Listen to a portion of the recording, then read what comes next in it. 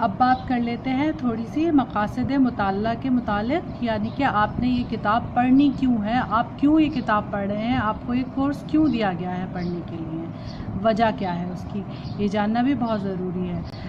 تو مقاصد مطالعہ یعنی کہ جو وجہ ہے، ہمارا مقصد جو ہے اس کتاب کو پڑھنے کا اور آپ کو پڑھانے کا، جس کے لیے اس کورس کو مرتب کیا گیا ہے، وہ یہ ہے کہ آپ کوئی بھی چیز پڑھنے کے بعد اس کو کتنا یاد رکھتے ہیں۔ آپ کی یادداشت کا امتحان لیا جائے گا، اس میں آپ سے چھوٹے چھوٹے مختصر سوالات پوچھیں گے، کیونکہ یہ بات ضروری ہے کہ ہم جو بھی چیز پڑھتے ہیں اس کو ہم یاد بھی رکھیں، کیونکہ اگر ہم نے کچھ پڑھا اور اس کو یاد نہیں رکھا تو کیا فائدہ ہوگا اس کو پڑھنے کا۔ تو اس لیے کتابوں کو پڑھنا اور ان کو یاد رکھنا یہ ایک بہت اچھی صلاحیت ہے، اس کو انسان کو اپنے اندر نکھارنا چاہیے۔ اللہ تعالیٰ نے آپ کے ذہن کے اندر اتنی استعداد دی ہے کہ آپ چیزوں کو دیکھ کر اور پڑھ کر اور سن کر یاد رکھ سکیں۔ اس کا طریقہ کار یہ ہوتا ہے کہ آپ اگر کسی چیز کو دھیان سے پڑھیں گے، پوری توجہ سے پڑھیں گے، تو پھر وہ آپ کو یاد رہے گی۔ تو آپ کی پوری توجہ اگر اس پڑھائی کی طرف ہوگی تو وہ آپ کی یادداشت میں محفوظ ہو جائے گا۔ تو یہاں پر آپ کی یادداشت کا امتحان ہوگا۔ پھر اگلا جو پوائنٹ ہے وہ یہ ہے کہ جوابات تحریر کرنا، یا آپ اس کو یوں سمجھیے کہ آپ نے جو بات پڑھی ہے اس کو آپ نے کس حد تک سمجھا ہے۔ آپ نے ایک عبارت پڑھی، آپ نے ایک پیراگراف پڑھا، اس کے اندر جو پیغام دیا گیا ہے، جو بات کہی گئی ہے، وہ آپ کو کتنی فیصد سمجھ میں آئی ہے۔ اور اگر آپ سے کہا جائے کہ آپ اس بات کا جواب دیں، آپ سے سوال پوچھا جائے تو آپ اس کا جواب کس طرح سے دے سکتے ہیں اپنے الفاظ میں۔ اب آپ نے اتنی ریڈنگ کر لی ہے تو آپ کی اپنی ووکیبلری میں الفاظ کا کتنا ذخیرہ آپ کے ذہن میں موجود ہے اور آپ اس کو کیسے استعمال کرتے ہیں۔ آپ اپنے جواب کو اپنے الفاظ میں کس طرح سے ڈھال کے اور سامنے رکھیں گے۔ تو آپ کا جوابات تحریر کرنا، اس میں آپ کا انداز تحریر اور آپ کو کتنی وہ بات سمجھ میں آئی ہے، یہ تمام چیزیں اس کے اندر شامل ہو جائیں گی۔ اس کے بعد یہ ہے کہ جب آپ نے کتاب پڑھی اور آپ نے مضامین پڑھے تو آپ نے اس میں کتنے نئے الفاظ کے معنی سیکھے، اور ان نئے الفاظ کے معنی کو سیکھ کر، ان کے مطلب کو جان کر اور ان کو صحیح موقع پر اپنی عام روزمرہ گفتگو میں استعمال کیا اور اپنی تحریروں میں استعمال کیا۔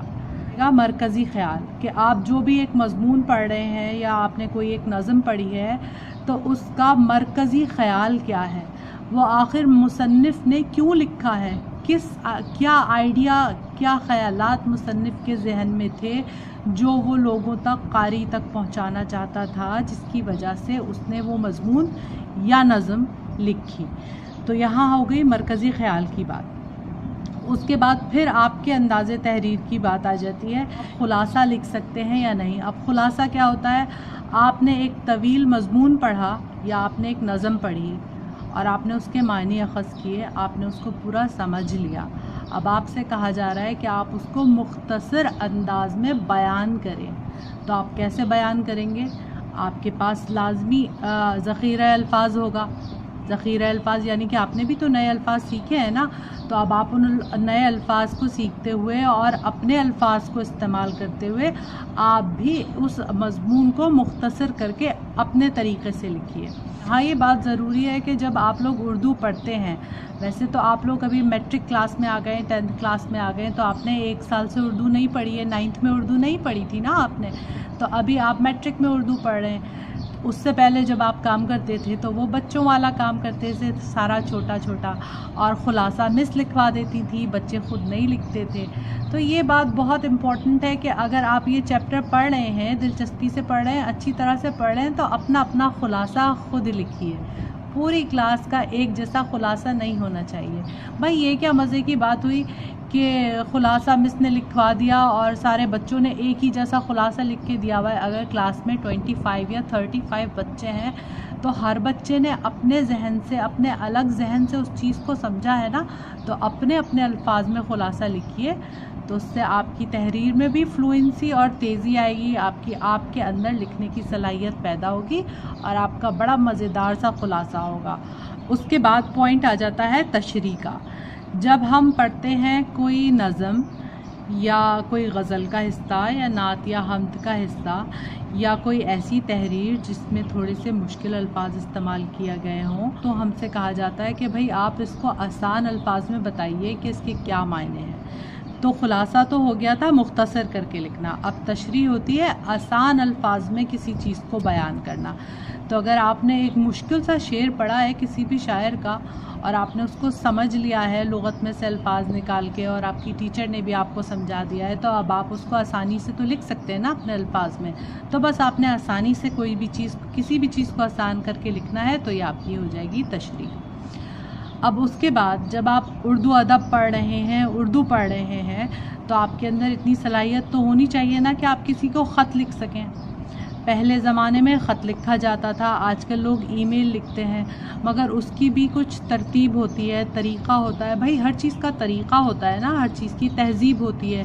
اسی طرح خط لکھنے کا بھی ایک طریقہ ہوتا ہے، تہذیب ہوتی ہے، القابات استعمال کیے جاتے ہیں، تمیز سے لکھا جاتا ہے، تاریخ لکھی جاتی ہے، اس کے اندر پتہ لکھا جاتا ہے۔ بغیر پتے کے ہم خط لکھیں گے تو وہ کہاں پہنچے گا؟ کہیں بھی نہیں پہنچے گا۔ تاریخ بھی لکھنا ضروری ہے، اور جس کو خط لکھا جائے ادب سے اس کا نام بھی لکھنا ضروری ہے، اور خط آپ کیوں لکھ رہے ہیں، اپنا پورا پیغام صحیح الفاظ میں لکھنا بھی ضروری ہے۔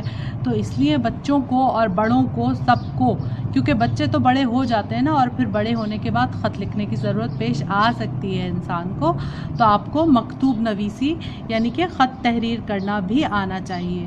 تو جب آپ کتاب پڑھ لیں گے، اچھی طرح دلچسپی سے پڑھیں گے، تو خط لکھنا بھی آپ کو آ جائے گا، اور پھر اس کے اصول آپ کو بتا دیے جائیں گے۔ آپ ان اصولوں کو ذہن نشین کریں، اور پھر ان اصولوں کو ذہن میں رکھتے ہوئے خط لکھیں گے، تو بڑا اچھا سا خط آپ خود بھی لکھ سکیں گے۔